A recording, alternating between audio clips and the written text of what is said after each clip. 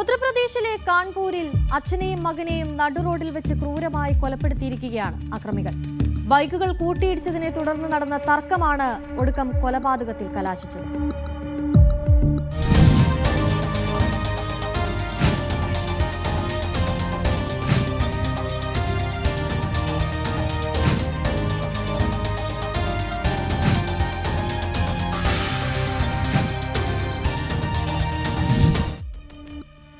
കാൺപൂരിലെ യശോദാനഗറിലെ വൃന്ദാവൻ ഗസ്റ്റ് ഹൌസിന് മുന്നിലാണ് ഈ ക്രൂര കൊലപാതകം നടക്കുന്നത്. ആൾക്കൂട്ടത്തിന് മുന്നിൽ വെച്ചാണ് അച്ഛനെയും മകനെയും അക്രമി സംഘം ക്രൂരമായി മർദ്ദിച്ച് കൊലപ്പെടുത്തിയത്. ഒപ്പമുണ്ടായിരുന്ന മൂന്നാമത്തെ മകൻ സത്യം ഇപ്പോൾ ഗുരുതരാവസ്ഥയിൽ ചികിത്സയിൽ കഴിയുകയാണ്. 60-കാരനായ ത്രിവേദി, മകൻ ശിവം എന്നിവരാണ് കൊല്ലപ്പെട്ടത്. ഞായറാഴ്ച രാത്രി ബൈക്കിൽ സഞ്ചരിക്കുകയായിരുന്ന ഇവരുടെ വാഹനം മറ്റൊരു ബൈക്കുമായി കൂട്ടിയിടിക്കുകയായിരുന്നു. അപകടശേഷം ഇരു വിഭാഗങ്ങളും തമ്മിൽ തുടങ്ങിയ തർക്കമാണ് ഒടുക്കം കൊലപാതകത്തിലേക്ക് എത്തിയത്. അക്രമി സംഘം ഹെൽമറ്റും കത്തിയും ഇഷ്ടികയും അടക്കം ഉപയോഗിച്ചാണ് ഈ കൊലപാതകം നടത്തിയത്. ക്രൂരമായ മർദ്ദനത്തിന് ശേഷം പ്രതികൾ ചേർന്ന് 3 പേരെയും കത്തികൊണ്ട് കുത്തുകയായിരുന്നു. നാട്ടുകാർ വിവരമറിയിച്ചതിനെ തുടർന്ന് വിവരം ലഭിച്ച ഉടൻ തന്നെ നവബസ്ത പോലീസ് സ്ഥലത്തെത്തി. പരിക്കേറ്റ 3 പേരെയും ഹാലറ്റ് ആശുപത്രിയിലേക്ക് കൊണ്ടുപോയെങ്കിലും പരിശോധനയ്ക്ക് ശേഷം അച്ഛനും ശിവവും മരിച്ചതായി ഡോക്ടർമാർ പറയുകയായിരുന്നു. സത്യം ഇപ്പോഴും ഗുരുതരാവസ്ഥയിൽ തുടരുകയാണ്.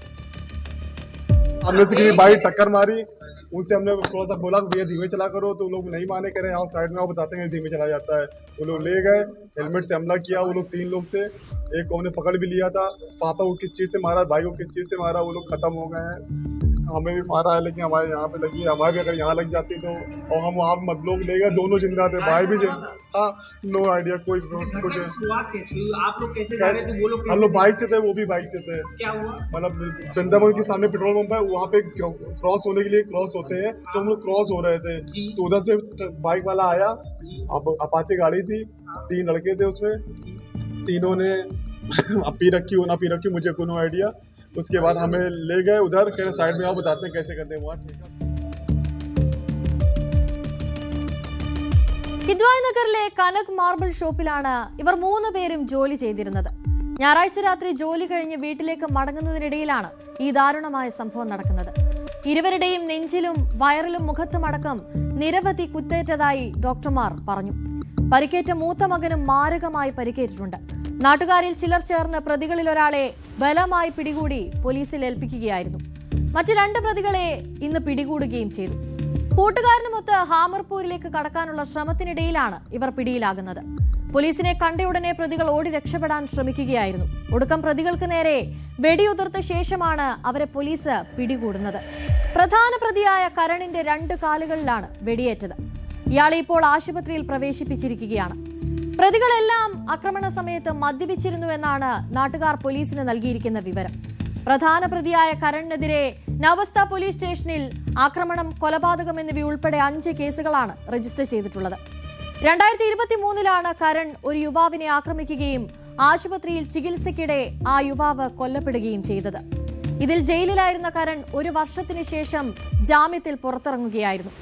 കരൺ പലപ്പോഴും ഒരു കത്തി കൂടെ കൊണ്ട് നടക്കുന്ന ഒരാൾ കൂടിയായിരുന്നു.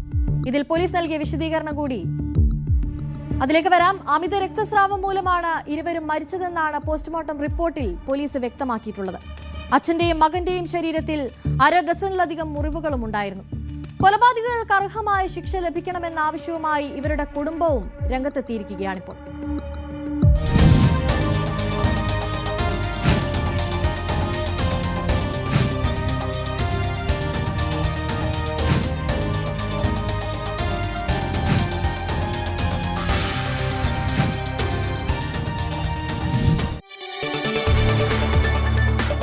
കൂടുതൽ വാർത്തകൾക്ക് news 18 Keralam YouTube channel subscribe ചെയ്യുക.